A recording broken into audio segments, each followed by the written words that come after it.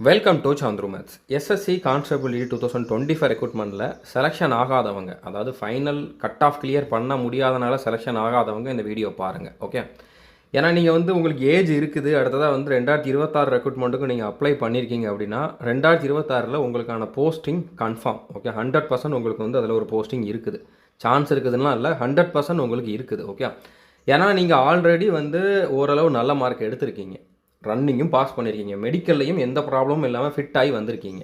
So கடைசியில் ஒரு mark 2 mark 4 mark 5 mark டிஃபரன்ஸில் ஒரு சிலர் 0.5 0.2 கூட விட்டுருக்கீங்க. ஸோ அந்த மாதிரி டிஃபரன்ஸில் தான் நீங்கள் விட்டுருக்கீங்களே தவிர நீங்கள் அன்ஃபிட் ஆயிடுவீங்க அப்படிங்கிற மாதிரி உங்களுக்கு எந்த டவுட்டுமே வேண்டாம். ஓகே, ஸோ அதனால் உங்களுக்கு இன்னொரு ஆப்பர்ச்சுனிட்டி இப்போவே இருக்குது. இன்னும் ஒரு 40 நாள் கிட்ட டைம் இருக்குது. இப்போ நான் நம்ம கிராஷ் கோர்ஸில் ஜாயின் பண்ணலாமா, இப்போ படித்தாலும் கிளியர் பண்ணலாமான்னு நிறைய பேர் கேட்குறீங்க. 100% கிளியர் பண்ணலாம். ஏன்னா நீங்கள் ஆல்ரெடி 60 மார்க் 70 மார்க் எடுத்த ஒரு கேண்டிடேட், ஆல்ரெடி சிலபஸை பாதிக்கு மேலே முடித்த ஒரு கேண்டிடேட். உங்களுக்கு அந்த 60-70 மார்க்கை 100க்கு 100 110 120க்கு கொண்டு போகிறது அந்த அளவுக்கு கஷ்டம் கிடையாது. ஒரு பிகினருக்கும் உங்களுக்கும் டிஃபரன்ஸ் இருக்குது.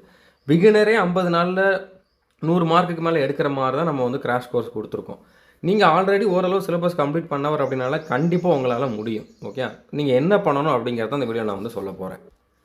ஸோ நீங்கள் நம்ம கிராஷ் கோர்ஸில் இது வரைக்கும் ஜாயின் பண்ணலாம், ஜாயின் பண்ணிடுங்க. இல்லை ஆல் இன் ஒன் கோர்ஸில் இருக்கீங்க அப்படின்னா அதுவே போதும். அதுலேயே நம்ம கிராஷ் கோர்ஸோட கண்டென்ட்டும் கொடுத்துருப்போம். அதில் நான் மெயினாக நிறையா டெஸ்ட்டும் கொடுத்துருப்பேன். நீங்கள் வீடியோவை திரும்ப திரும்ப பார்க்க வேண்டாம். ஆல்ரெடி நீங்கள் பார்த்துருப்பீங்க. அது மறந்துருக்குமோ அப்படின்ட்டு திரும்ப நீங்கள் எல்லா வீடியோவும் பார்க்க வேண்டாம்.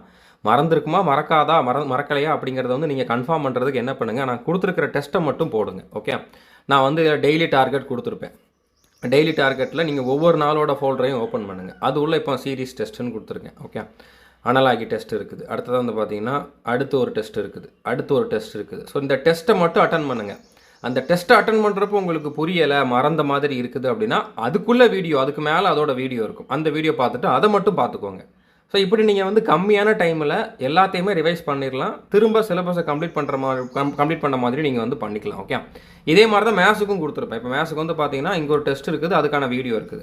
ஓகே, நீங்கள் இந்த டெஸ்ட்டை போடுறப்போ உங்களுக்கு கஷ்டமாக இருக்குது அப்படின்னா நீங்கள் அந்த வீடியோவை பார்த்தாலே உங்களுக்கு அது ரிவைஸ் ஆயிரும்.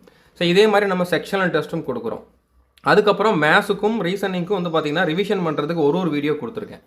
இந்த இடத்துல பார்த்தீங்கன்னா இப்போ மேத்ஸுக்கு பார்த்தீங்கன்னா ப்ராஃபிட் அண்ட் லாஸ் பர்சன்டேஜ் இது எல்லாமே ஒரு வீடியோவில் 2025 கேட்டிருந்த எல்லா கொஷினையுமே டைப் வைஸ் பிரித்து உங்களுக்கு சிம்பிளாக சொல்லி கொடுத்துருப்பேன்.